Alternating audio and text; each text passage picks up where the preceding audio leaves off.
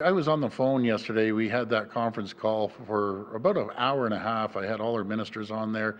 We had a really wholesome discussion with the mayors, and I fully understand what they're facing day in and day out. And I told them I'd make sure that we got the message out on May the 24th, or the Victoria Day. I think it's on the 18th actually.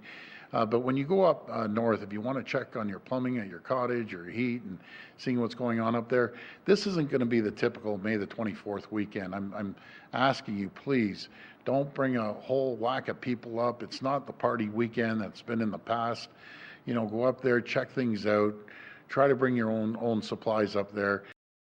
And joining me now from his home office is Mayor Graydon Smith. Mayor Graydon, thanks very much for taking the time. Pleasure as always.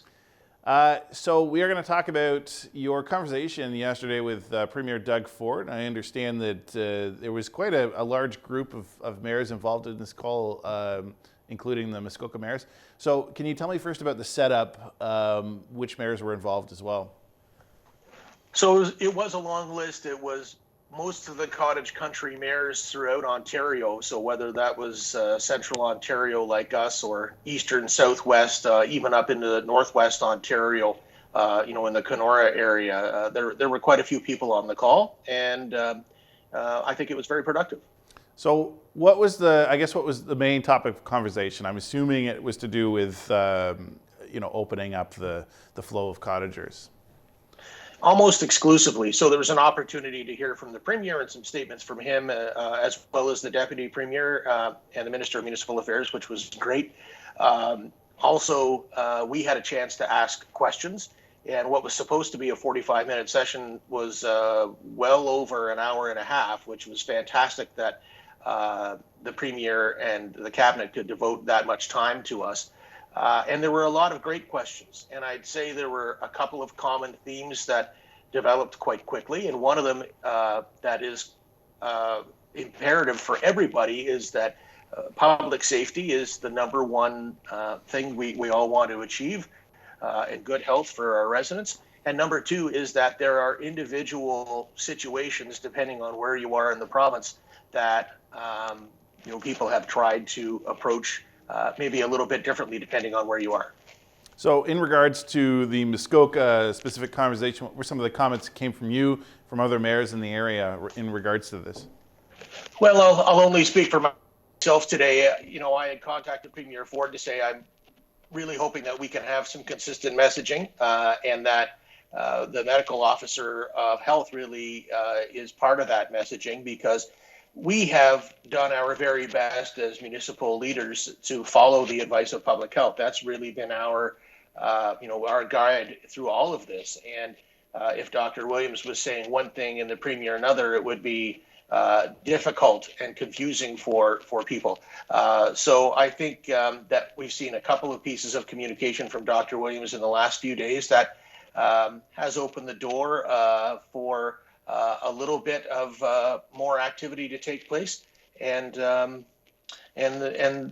really, the vast majority of people on the call understood that position. So Graydon, I guess the big question everyone has is, are we going to expect to see a large influx of cottagers coming in, at least by a May long weekend? Well, I'd put it this way. I don't think it would be a typical May long weekend because of the circumstance we're having. And really what we're looking at now is that property owners that are either here already or may want to be here is understandable that they want to do that. But this isn't an opportunity to come and have a party. This isn't an opportunity to bring friends.